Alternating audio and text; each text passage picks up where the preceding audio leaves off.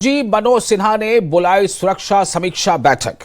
राजभवन श्रीनगर में 11:30 बजे होगी बैठक। अनंतनाग आतंकी हमले के बाद हाई लेवल समीक्षा। पुलिसकर्मी की हत्या के बाद सुरक्षा व्यवस्था पर मंथन। घाटी में 2000 से अधिक OGWs हिरासत में, अभियान जारी। और इस खबर पर हमारे साथ जुड़ चुके हैं तेजेंद्र सिंह सोढ़ी, सीनियर एडिटर। सोढ़ी जी, ये समीक्षा बैठक जो है, इसका अहम उद्देश्य क्या है और ये अब क्यों जरूरी है? देखिए विशाल, जिस तरह से कल अनंतनाग में जो आतंकी हमला हुआ था, जिसमें हेड कांस्टेबल आशिक हुसैन को आतंकवादियों ने क्लोज रेंज से गोली मार के उन्हें शहीद कर दिया था जी। उसके बाद क्योंकि आपको याद होगा कि अमरनाथ यात्रा भी चल रही है और ये जो पुलिस वाला था, ये अमरनाथ यात्रा की ड्यूटी पे था और जहां ये हमला हुआ है, ये भी अमरनाथ यात्रा का एक रूट है।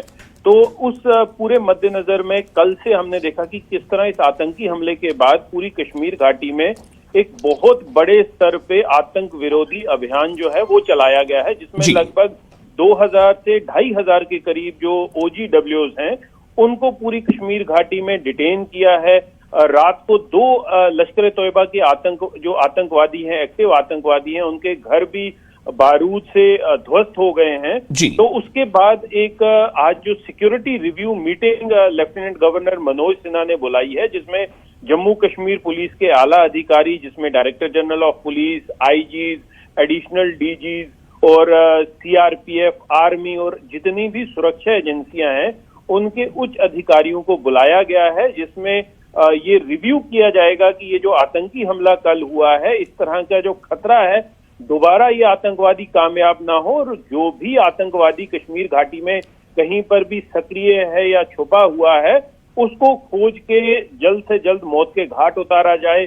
OGW नेटवर्क की तो ऑलरेडी कमर तोड़ी गई है। मैंने जैसे पहले ही बताया कि 2 से 2500 के करीब OGWs को डिटेन किया है और ये जो आतंकवादी कल जिसका CCTV फुटेज भी सामने आया था इस पुलिस कर्मी की हत्या करते हुए, उसके बाद इसे आइडेंटिफाई करना, इसे जल्द से जल्द न्यूट्रलाइज करना एक बहुत बड़ी चुनौती का काम है, जिसको जल्द से जल्द सिक्योरिटी फोर्सेस को अंजाम देना है ताकि ये आतंकवादी जो है किसी और नापाक हरकत को अंजाम ना दे पाए। जी विशाल जी, तो आज ये 11:30 बजे समीक्षा बैठक शुरू होगी। इसमें जाहिर है कि तमाम जो एजेंसीज हैं उनके कमांडर्स और उनके चीफ ऑफिसर्स बैठेंगे। क्या इसमें सेब और अब्दुल्ला की भी मौजूदगी होगी?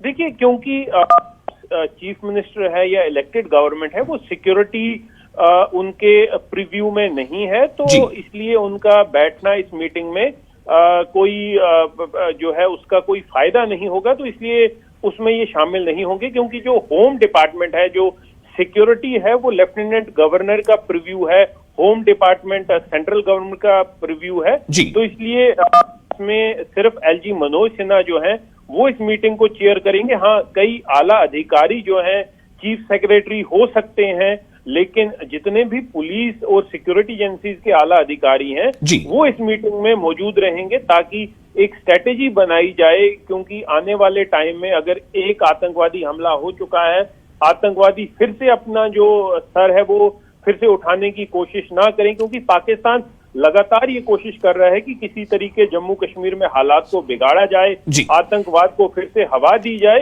तो उनके जो नापाक मंसूबे हैं उनको विफल करने के लिए ये सिक्योरिटी रिव्यू मीटिंग काफी अहम है, जिसमें कई जो बताया जा रहा है कि कई कड़े डिसीजन भी लिए जा सकते हैं कि जो भी रेसिडुअल आतंकवादी हैं, बचे हुए आतंकवादी हैं, उनको जल्द से जल्द कैसे उनका खात्मा किया जाए। जी बहुत शुक्रिया आपका तमाम जानकारी के लिए।